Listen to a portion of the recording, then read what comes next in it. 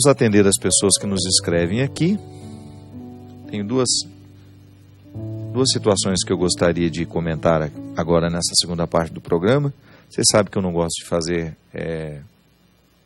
muito rápido, né? Então eu prefiro falar com menos questões, ter menos questões e poder explorar um pouquinho mais o contexto dessas questões, a ficar respondendo rapidamente um Pergunte e Responderemos, mesmo porque aqui na Canção Nova nós já temos alguns programas que fazem esta proposta, que já realizam que já respondem essas questões que vocês nos enviam. Aqui a gente prefere fazer uma reflexão um pouco mais demorada.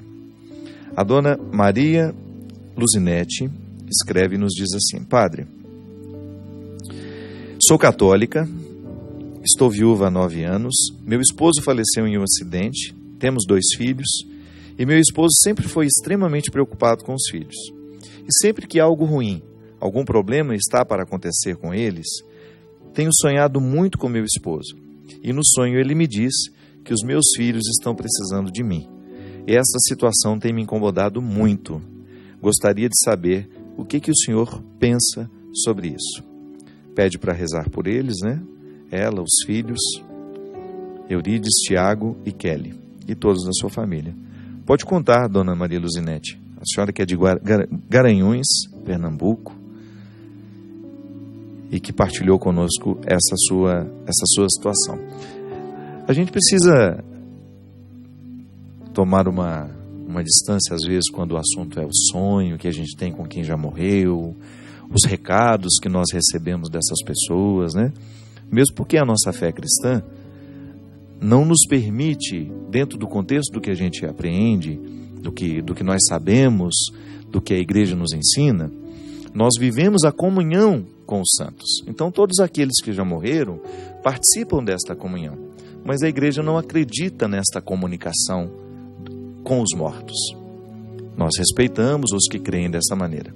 Então nós temos uma maneira de interpretar muitas vezes isso que nós chamamos um recado do outro para nós através de sonhos.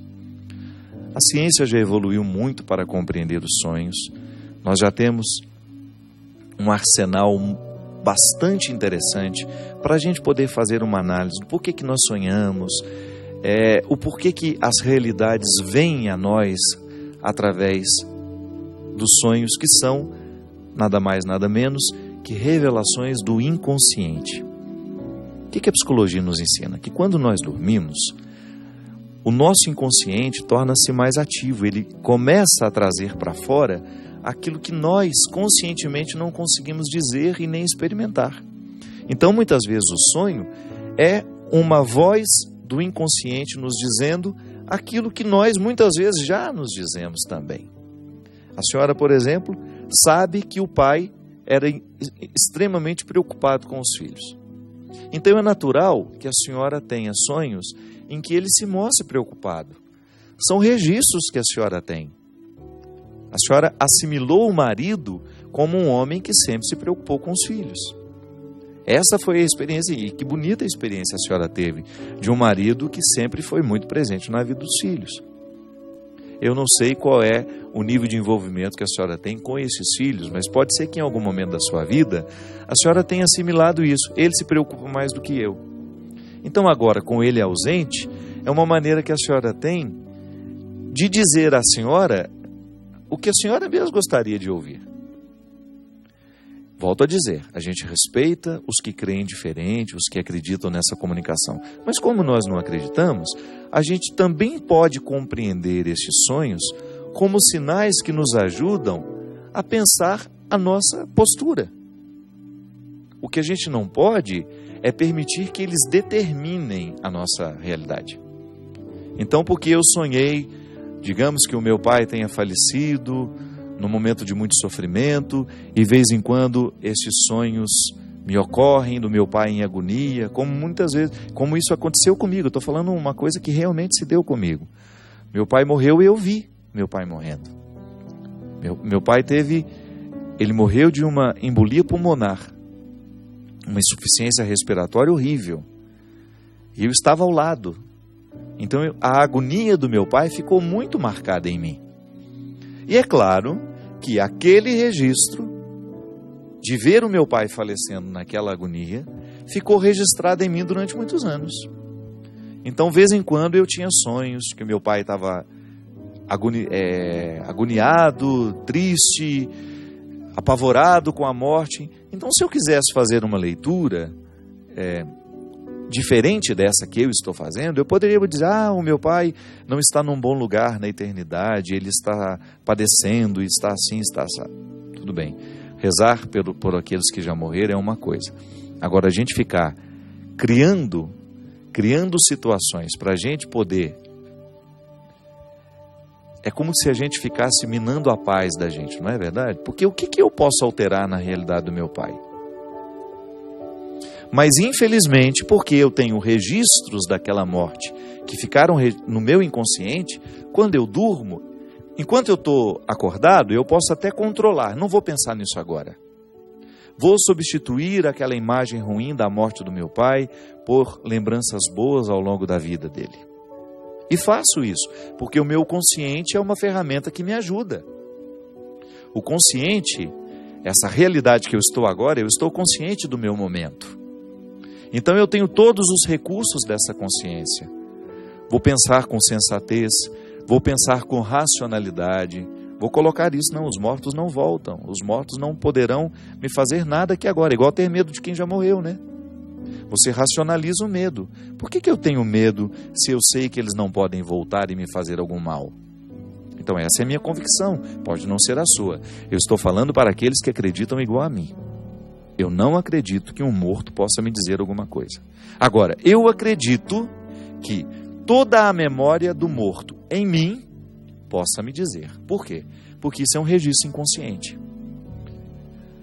O outro não morre totalmente, ele fica dentro de nós através das lembranças, da saudade, do amor que a gente ama.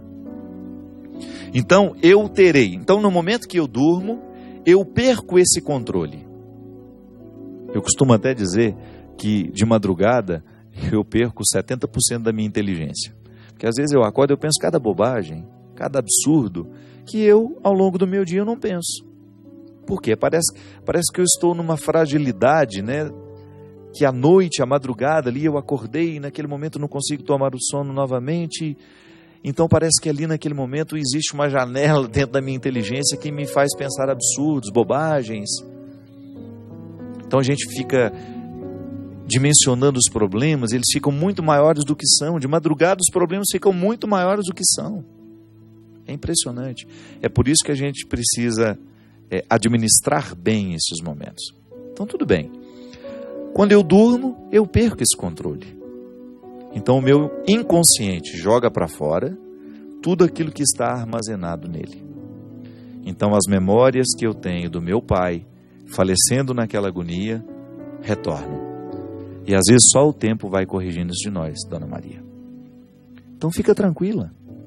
Peça a Deus para que o inconsciente da senhora jogue tudo para fora, tudo aquilo que ficou mal resolvido, né, ou bem resolvido, que a gente guarda tudo, para que aos poucos essa presença do marido na vida da senhora se torne natural, se torne uma saudade bonita, que não vá provocar mais esses desconfortos. E eu sei exatamente o que a senhora está falando, porque eu vivi muito isso na minha vida, com a morte do meu pai e também depois com a morte da minha irmã. Então a gente perdeu alguém que é muito próximo a nós, esses registros ficam. Eu estou enfrentando isso agora com a morte da Cleo. De vez em quando tenho sonhos bonitos com ela, mas de vez em quando tenho sonhos horríveis.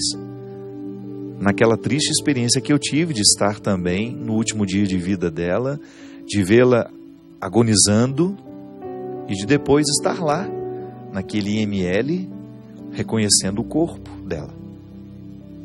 Claro que isso é traumático para a gente. É uma pessoa que você ama. É uma pessoa que até então cuidou de você, que foi sua amiga, que foi sua irmã, que foi sua mãe.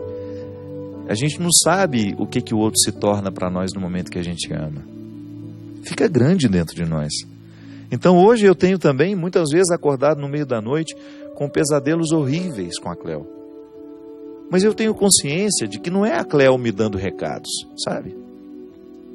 Porque eu creio na generosidade divina, eu creio no amor divino que já acolheu a Cléo. Eu creio mesmo na profunda misericórdia de Deus. Olhando para a vida que ela viveu, para a mulher que ela foi, eu não tenho dúvida de que ela já está na eternidade desfrutando o que há de melhor. Tudo aquilo que minha fé me promete, eu acredito que ela esteja recebendo lá. Então eu racionalizo e penso, isso é um registro meu, não é dela em mim. Não é ela querendo falar isso para mim. Não, sou eu que tenho aqui agora que administrar esse luto com todo o peso dessas lembranças. Porque o nosso erro está em a gente pensar que o outro é que está dizendo aquilo para a gente. Eu estou tendo esses sonhos com meu marido porque ele está num lugar muito ruim, ou então eu estou tendo esses sonhos com meu marido porque vai acontecer uma coisa muito ruim com os meus filhos e ele está me avisando. Coisas ruins aos nossos filhos acontecem mesmo quando ninguém nos avisa. E que pretensão é essa de que a gente pode impedir muitas vezes a vida de acontecer? Que garantia nós temos de que estaremos vivos na semana que vem? É uma pretensão boba. O que a gente precisa fazer é diariamente rezar e pedir a Deus para que Ele nos ajude, Ele nos esclareça, para que a gente tenha sabedoria de tomar as melhores decisões. As decisões que nos trarão saúde, que nos trarão vida, que nos livrarão dos perigos. Isso sim a gente precisa pedir. Então, o sonho, ele é um registro que me pertence. Não é o outro que está me dando recado através dos sonhos. Volto a dizer, você tem o direito de pensar diferente de mim. Você tem o direito de crer diferente de mim. É assim que eu creio. Essa é a perspectiva que o cristianismo me dá, o catolicismo de maneira especial. O catolicismo me diz isso. Eu estou lhe dizendo o que a igreja nos ensina. Que os sonhos, em consonância com a ciência, são registros do inconsciente. São recados que o nosso inconsciente nos manda. Aí tudo bem, você pode dar uma dimensão mística a esse sonho, mas jamais pode permitir que ele seja uma determinação daquele que morreu sobre a sua vida. Então o outro não tem essa possibilidade de fazer isso.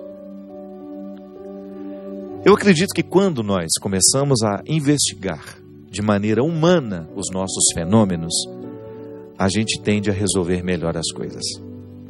Tenho muito receio quando questões humanas são tratadas de maneira sobrenatural, sendo elas tão naturais em nós. Será sempre um perigo tratar questões humanas de maneira sobrenatural. Por quê? Porque a gente abre mão dos recursos humanos que são favoráveis a nós, inclusive a ciência, a psicologia, nos ajudando a compreender o significado dos sonhos na nossa vida. Senão a gente vira meio bruxo, né? A gente vai dar um significado sobrenatural àquilo que não é sobrenatural. Nós temos profundo respeito às realidades sobrenaturais, mas também precisamos respeitar as realidades naturais.